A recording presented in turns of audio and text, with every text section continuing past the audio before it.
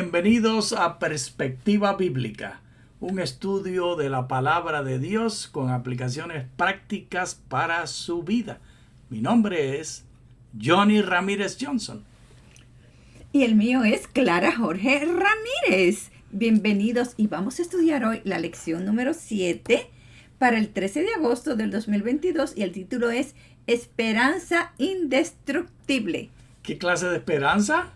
Que no se destruye, indestructible. Oremos. Oremos. Amante de Dios, qué privilegio estar contigo al lado de Clara y con la audiencia. Bendícenos al estudiar tu palabra y danos la sabiduría que buscamos. Gracias por tu amor en Cristo Jesús. Amén. Amén. Amada Clara Mercedes, esta idea de esperanza indestructible tiene un poder muy grande. Ya hemos hablado de la esperanza en la lección anterior, pero aquí se va en detalle mayor. ¿Puedes leer para nosotros? Entender el carácter de Dios. ¿En qué medida nos ayuda a retener la esperanza en medio del crisol? Y esta pregunta clara de por qué tener que entender el carácter de Dios está relacionado con una realidad que todos vemos diariamente. En nuestro alrededor hay grandes injusticias, Clara Mercedes. Y entonces si hay grandes injusticias y nosotros pensamos que Dios es un Dios omnipotente, ¿por qué no hace algo? Y además es omnisapiente, tiene que saber qué hacer y además es todo amor, entonces, ¿por qué tantas injusticias? Y esta pregunta no es una pregunta nueva, es una pregunta universal y es una pregunta muy antigua. El hermanito Habacuc comienza su escritura con esto. ¿Puedes leer? La profecía que vio el profeta Habacuc. Detengámonos un momento. Carga. Detengámonos un momento, Clara Mercedes. Así que el profeta Habacuc te está adelantando que lo que él va a hablar es profecía. Dicho sea de paso, solamente hay muy poquitos en la escritura que se llaman a sí mismos profetas y que los llaman profetas en su escrito. Habacuc es uno de ellos. Y nos presenta esta, eso es una redundancia. Iba a decir prescripción. Prescripción de que hay una profecía que él tiene que darnos, un mensaje. Y mira cómo lo presenta. ¿Qué quiere decir profecía, Clara? La carga, masa, parece ser un término técnico para introducir oráculos proféticos sobre naciones extranjeras. Y todos estos son ejemplos en Isaías varias veces, en Nahum, etc. Sigue, la carga. La carga de Habacuc se dirige principalmente a Israel y solo indirectamente a una nación extranjera. Así que hay una diferencia entre el uso del término la carga de la profecía con respecto al comparar a Isaías, por ejemplo, con Habacuc, porque Isaías siempre la carga es contra otros, pero Habacuc es contra Israel. Sigamos desdoblando esta idea. Habacuc se dirige principalmente a Israel. El nombre de Habacuc puede ser una palabra acadia. Así que es posible que venga de los enemigos de Israel. Del lugar que posteriormente se llamó Babilonia, se llamaba Acadia en tiempos más antiguos. Sigue leyendo. Si es así, mostraría una fuerte influencia extranjera en Israel en este momento. Habacuc es uno de los 3 únicos profetas Naví, que son llamados profetas en el título de sus libros. Los otros 2 son Ageo y Zacarías. La palabra ver es chazak, que en la forma sustantiva significa visiones.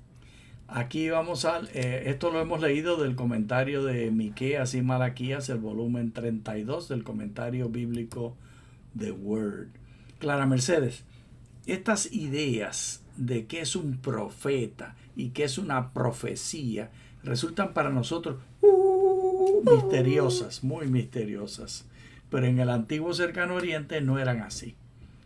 Serían más bien como los anuncios que nosotros vemos hoy.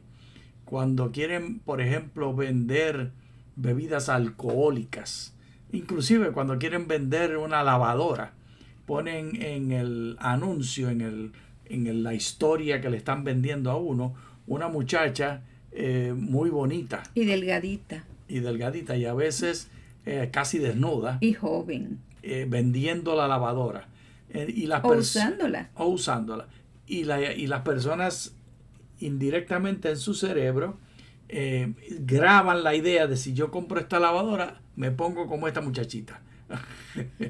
O si es un varón el que está tomando la decisión, si yo compro esta lavadora, mi esposa se convierte en esa muchachita cuando lave la ropa allí.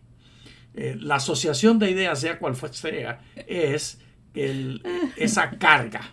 Para nosotros lo vemos como un anuncio y la carga viene en forma del anuncio. Para Israel la carga era la presentación de lo que Dios hace y va a hacer.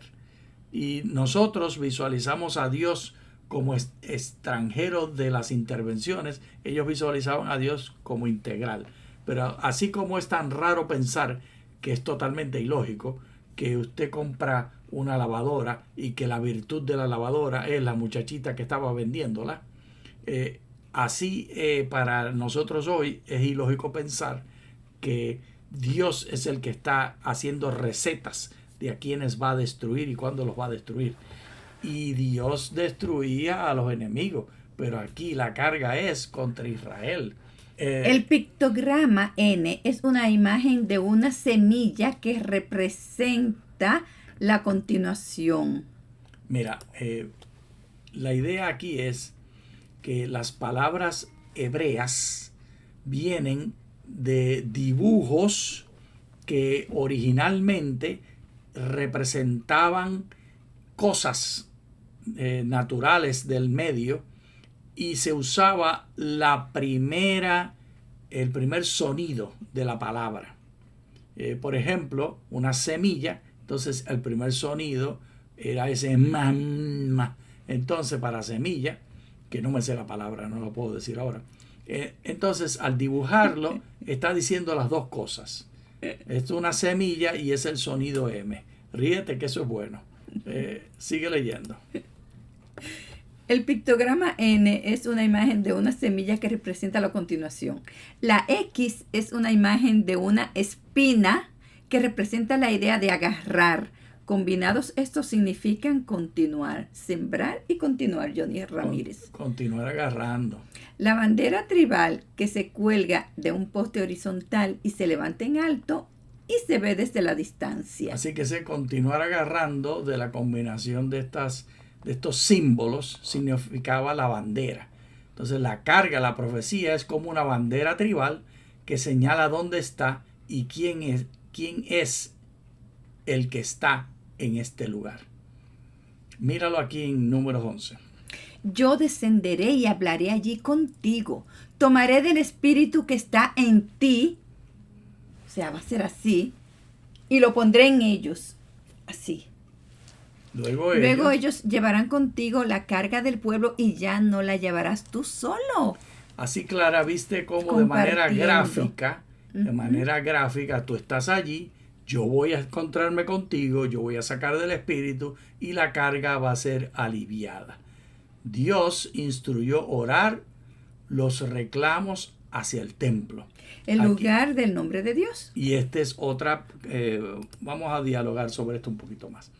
Date cuenta, lo que estoy enfatizando es que en el hebreo bíblico las ideas concretas siempre están en espacio y en tiempo.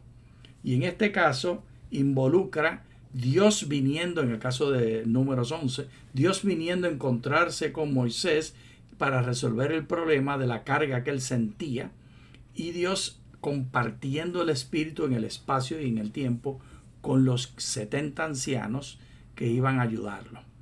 En el caso entonces de cómo hacerlo cuando Dios no está presente, porque con Moisés se hablaba de manera particular, nos indica que tenemos que ir entonces al templo. En vez de encontrarnos cara a cara con Dios, nos encontramos con Dios en el templo. Sigue leyendo. Dios instruyó orar los reclamos hacia el templo, el lugar del nombre de Dios. Estén abiertos tus ojos de noche y de día, hacia este templo, hacia el lugar del cual has dicho, allí estará mi nombre, para escuchar la oración que tu siervo haga hacia este lugar. Escucha la plegaria de tu siervo y de tu pueblo Israel. Cuando oren hacia este lugar, escucha tú en el lugar de tu morada en los cielos. Escucha tú y perdona. Entonces, Clara, mira el cronograma. ¿Cómo es? El pueblo debe orar dirección del mirando hacia el templo, en el nombre de Dios, y Dios está en los cielos. Y ahora, eso era Johnny, me recuerda a Daniel cuando él estaba en ese otro país, en Babilonia, que él, para recordar su país, él todos los días abría la ventana y oraba mirando hacia Israel. Exacto ejemplo, Clara Mercedes, diste en el clavo. Y mira cómo ahora en el Nuevo Testamento entonces lo traducimos. El creyente debe orar al Padre en el nombre de Jesús. Dios está en los cielos. Así es, que siempre está el espacio y el lugar, pero ahora se ha traducido. Ya no es el templo, sino que es el nombre de Jesús. Ahora invocamos en el nombre de Jesús. ¿Y qué te parece? ¿Quién es el experto en la oración, Clara? ¿Quién tú dirías de todos los que han estado en esta tierra? ¿Quién es el experto en la oración? ¿No será? Pues Jesús, porque Él nos dijo esa maravillosa oración modelo. Léelo. Cuando ustedes oren, no sean como los hipócritas que aman orar de pie en las sinagogas y en las esquinas de las calles. Y eso lo escuchamos, Johnny, tantas veces en muchas iglesias, que las personas dicen lo mismo: gracias por los alimentos, gracias a Jesús. Es como si fuera una letanía, algo que se aprenden de memoria, pero que no viene del corazón. Siempre en el espacio y en el tiempo, manifestando sus necesidades y sus ideas. Sigue leyendo cómo Jesús lo indicó. Para ser visto por los hombres, de cierto les digo que ya tienen su recompensa. Lo que querían era que lo vieran, pues ya tienen su recompensa, ya lo vieron. Pero tú, cuando ores, entra en tu habitación, cierra la puerta y ora a tu Padre que está en secreto, y tu Padre que ve en secreto te recompensará en público. Así que Jesús cambió. Ya no hay que ir al templo a hacer las manifestaciones allí. Ni mirar al templo. Ahora, de hecho, Jesús criticó estas acciones en el templo y dio el ejemplo de un publicano que estaba orando y de un fariseo que estaba orando. Y como el fariseo daba gracias a Dios, que no era como el publicano. Y entonces Jesús está distanciándose de esas manifestaciones públicas de espacio y tiempo, y diciendo: el espacio del tiempo ahora es otro, ahora es en privado. Sigamos la enseñanza de Jesús acerca de la oración. Y al orar no usen vanas repeticiones, como los gentiles que piensan que serán oídos por sus palabrerías. Por tanto, no se hagan semejantes a ellos, porque el Padre de ustedes sabe de qué cosa tienen necesidad antes que ustedes la pidan. Ustedes oren así: Padre nuestro que estás en los cielos, santificado sea tu nombre, venga tu reino, se haga tu voluntad, así en la tierra como en el cielo. El pan nuestro de cada día, dánoslo hoy, y perdona nuestras deudas, como nosotros perdonamos a nuestros deudores. Y no nos metas en tentación, mas líbranos del mal, porque tuyo es el reino, el poder y la gloria por todos los siglos. Amén. Así, Clara, esta última frase de por tuyo es el reino, el poder y la gloria, no está en los manuscritos más antiguos, por eso la versión de 2015 la pone entre corchetes. Pero no nos importa ni nos interesa determinar si Jesús lo dijo o no lo dijo. Podría muy bien ser que lo añadieron después por la necesidad que sintieron los escribas que estaban copiando el texto, o podría ser que alguien que lo había escuchado de los apóstoles, que Jesús lo enseñó así, lo añadió porque al que escribió ese manuscrito que él recibía, que estaba copiando, no lo puso. Lo que es más importante no es determinar esa pregunta sobre la crítica del texto. Lo que es más importante es entender qué criticó Jesús acerca de la manera de orar. Mira el verso 14. Porque si perdonan a los hombres sus ofensas, su Padre Celestial también les perdonará a ustedes. Pero si no perdonan a los hombres, tampoco su Padre les perdonará sus ofensas. Qué palabras tan poderosas. Y fueron dichas claras en el contexto inmediato de enseñarnos a orar. Nosotros pensamos que la oración es un asunto entre Dios y yo. Y que yo como individuo estoy hablando con Dios y transaccionando cómo yo me voy a portar y qué voy a hacer. Y que nadie más está involucrado. De hecho, Jesús me envió a orar en el aposento, en mi casa, en lo oculto. Pero Jesús no estaba con eso diciendo que la oración no está atada a nuestras relaciones humanas. Y para que quedara claro, una vez que terminó de decirnos cuál era la oración modelo, entonces introduce las ideas de que si tú no perdonas, ¿qué va a pasar, Clara? No nos van a perdonar a nosotros, Dios. Está correlacionado directamente y supeditado a nuestro trato a los demás. Y yo ni es por conveniencia. No, por conveniencia nosotros amamos para que nos amen y el amor se convierte en la razón de vivir. Es decir, cuando usted hace algo aunque no lo esté sintiendo, el Señor pone el querer como el hacer por su buena voluntad. Sigamos leyendo, ahora yéndonos de vuelta a Habacuc. ¿Hasta cuándo, oh Señor, clamaré y no oirás? ¿Hasta cuándo daré voces a ti diciendo violencia sin que tú libres?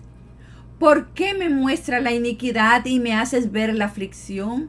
He aquí que surgen pleitos y contiendas. La destrucción y la violencia están delante de mí. La ley pierde su poder y el derecho no prevalece, porque el tiempo está cerca al justo. El impío. El impío. Por eso sale torcida la justicia. El impío y el justo están en el mismo ambiente y la justicia está saliendo torcida.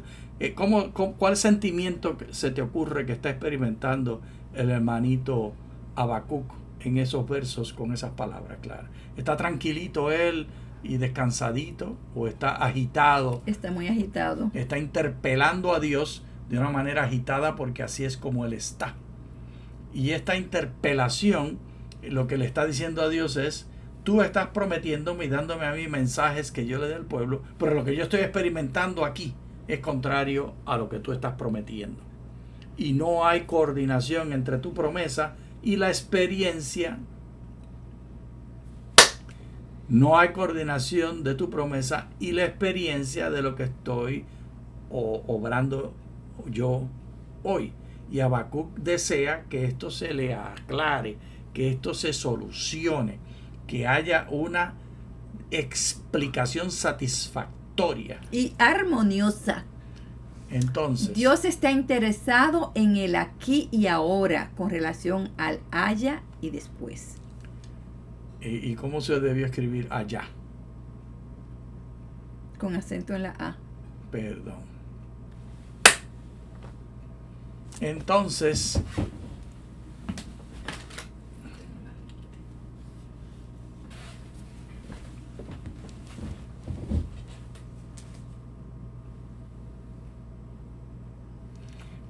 vuelve a leer.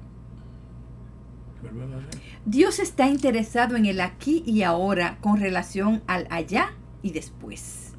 Padre en los cielos, santificado sea tu nombre. Venga tu reino. Sea hecha tu voluntad en el cielo, también en la tierra. Entonces, Clara, mira, Padre en los cielos es el allá. Y santificado sea tu nombre, Padre, es también parte de ese allá. Y que venga tu reino es lo que está por allá. Y que sea hecha tu voluntad, entonces lo mezcla los dos. En el allá y en el aquí. Uh-huh. El pan, dánoslo hoy. Y eso es aquí. Uh-huh.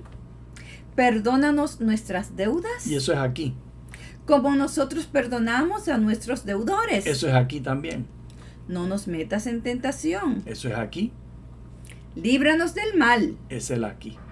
Y todos estos están relacionados el uno con el otro, tanto el de allá en el cielo como el aquí, y tanto como en lo que yo hago contigo y lo que yo le pido a Dios que haga conmigo. El modelo del reino, Clara. Si perdonan a los hombres sus ofensas, aquí y ahora, su Padre Celestial también les perdonará a ustedes en el cielo. Pero condicional, si no perdonan a los hombres, tampoco su Padre les perdonará sus ofensas. Esto produce una religión práctica, Clara. No es un asunto de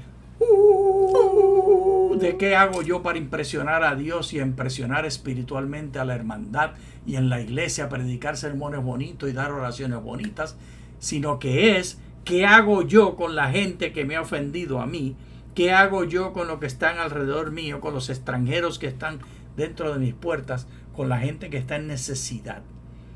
Y este es el diálogo de Habacuc, porque él estaba viendo lo de aquí y lo de ahora y no correspondía a las promesas de Dios. Pero él no se estaba dando cuenta, como Isaías sí se daba cuenta y como otros profetas se dieron cuenta, que la razón por la cual el aquí y el ahora no era como la promesa de Dios es porque el pueblo de Israel no estaba actuando como debía actuar. Y Dios entonces está trayendo este mensaje a él. ¿Seguimos leyendo, Clara Mercedes? Seguimos. Pregunta de Habacuc y nuestra: ¿por qué tanta injusticia? No podemos saber, pero sí podemos levantar la bandera. Se nos pide orar a Dios, al templo en el nombre de Dios o al Padre en nombre de Jesús. Lo que sí sabemos es lo que Dios espera de nosotros aquí y ahora. Se nos pide actuar con los que están alrededor como esperamos Dios actúe con nosotros. Clara, no vamos a saber por qué hay tanto sufrimiento en este mundo. Está fuera de nuestro conocimiento. Tu preocupación del dolor de por qué tu mamá, tu esposa, tu hermano o tú, personas que han hecho todo conforme al propósito de Dios, que han vivido una vida de rectitud, están sufriendo en este momento y aparentemente no hay respuesta de parte de Dios. Y esto es particularmente más trágico, Clara, cuando se refiere a los hijos, a los niños, a los bebés. Y los vemos sufrir y ellos no han hecho obras malas. Y les reclamamos a Dios porque hay tanto dolor. ¿Tú has sentido esa desesperanza en algún momento, Clara Mercedes? La he sentido. Y esta desesperanza está atada a nuestra dependencia a Dios. No hay nada de malo ni extraño en recibir y sentir esa desesperanza. No hay nada de malo en hacerle la pregunta a Dios. Hágale la pregunta. Vaya donde Dios y reclame. El propósito de Dios no es que no le reclamen. El propósito de Dios es que además de reclamar, reconozcamos que no vamos a entender. Y entonces podemos luchar con Dios demandando respuesta. Y Él nos ha enseñado que Él va a visitarnos.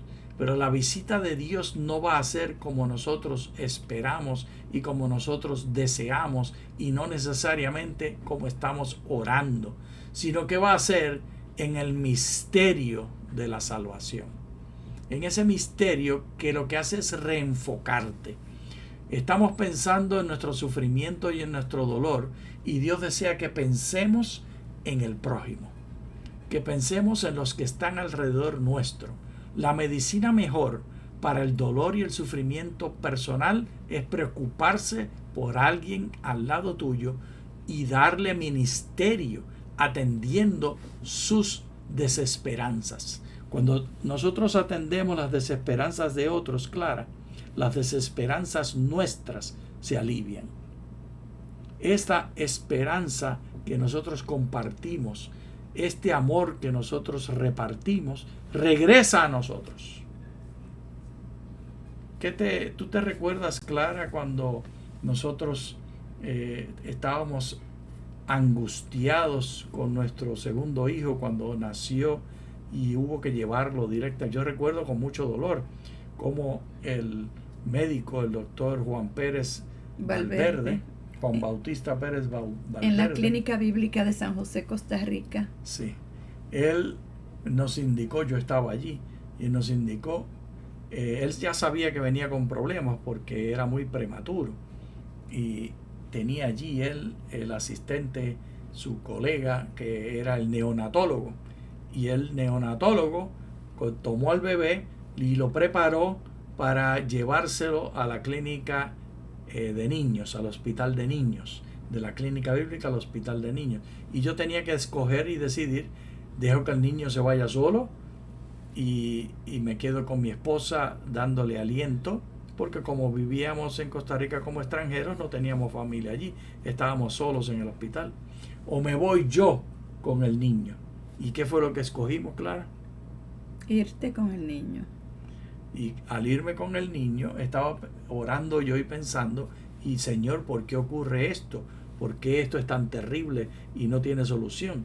Y tú encontraste alivio, gran alivio, cuando visitaste al niño, ya saliste del hospital y visitaste al niño en el hospital del niño. ¿Y qué labor te pusieron a hacer allí por otros niños? Había un lugar, una sala con muchas mecedoras, y allá los niños recién nacidos y prematuros que han estado internos no le dan leche de vaca, sino leche de madre. Y tienen un banco de leche. Entonces las madres van allá y toman los niños y le dan, lo cargan y le dan el seno al niño o a la niña, y entonces también pueden ordeñarse y dejar la leche en el banco. Yo iba muchas veces y alimenté varios niños, pero también tuve la bendición de que había una allá en Costa Rica, una amada amiga y hermana. Una amada amiga y hermana que se puso muy enferma cuando salió del hospital, sí, y tuvo que regresar. Eclampsia. Entonces yo y otra amiga mía, las dos fuimos que alimentamos a esa niña, en lo que la madre duró un largo tiempo en el hospital. Así que tenía esa niña porque mi hijo duró 21 días en el hospital. Y cuando tú estabas atendiendo a estos otros niños, ¿qué te hacía pensar con respecto a tu propio hijo y a sus necesidades? Que Dios la iba a suplir. Y esta es la maravilla de la metáfora de esta historia. Cuando tú te preocupas por atender a otros, la preocupación tuya recibe solución. La preocupación tuya es alimentada con esperanza. Y esto, Clara, está atado en todo esto que hemos estado orando. Cuando pides perdón y quieres perdón de Dios, tienes que perdonar a otros. Cuando quieres entender por qué el sufrimiento tuyo, preocúpate por darle aliento al otro. Estamos todos en una sola enjambre, en una sola red, todos unidos, Clara. Y que muchas veces pensamos que nuestro problema es el más terrible que estamos pasando, que no merecemos. Pero si nos ponemos a ver, hay muchas personas más nobles inclusive que nosotros, que están sufriendo más que nosotros. Tengamos fe, tengamos esperanza en el ayudar a otros en su desesperanza. Cuando te sientes en desesperanza, llévaselo a Dios. No dejes de quejarte, no dejes de quejarte. Y mientras te quejas y se lo llevas a Dios, mira alrededor y pídele a Dios que te traiga a alguien que tú puedas ayudarle. Muchas gracias. Muchas gracias.